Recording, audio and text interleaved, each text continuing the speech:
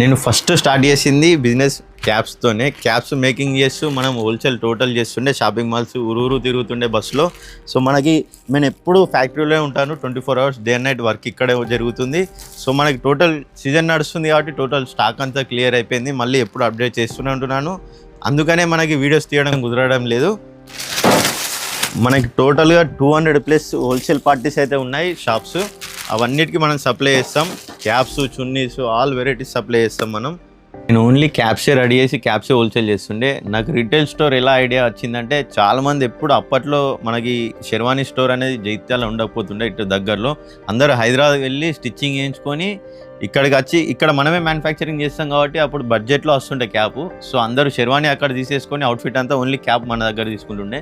చాలామంది అప్పుడు అన్నారు, ఎట్లా అంటే అన్న ఓన్లీ నువ్వు క్యాప్సే రెడీ చేస్తున్నావు కదా, టోటల్ షెర్వానీస్ కూడా సేల్ చేయొచ్చు కదా ఇక్కడ మంచిగా రీజనబుల్ ప్రైస్లో అని అన్నారు. ఆ ఐడియాతో నా స్టడీ కంప్లీట్ అయ్యాక నేను ఓన్లీ క్యాప్సే కాకుండా టోటల్ రిటైల్ స్టోర్ చిన్నగా స్టార్ట్ చేశాను. ఫస్ట్ షెర్వానీస్, కుర్తాసు, కిడ్స్ తెప్పియడం అలా. దాని తర్వాత మళ్ళీ నేను ఫ్యాషన్ డిజైన్ చేసి మళ్ళీ కస్టమర్లకి కావాల్సినట్టుగా డిజైన్ చేయడానికి కోసం కస్టమైజేషన్గా పెట్టాను. డిజైనర్ స్టూడియో స్టార్ట్ చేశాను. నా ఓన్ బ్రాండ్, నా సొంత బ్రాండ్గా క్రియేట్ చేసుకున్నాను శ్రీ వెడ్డింగ్ అనేది.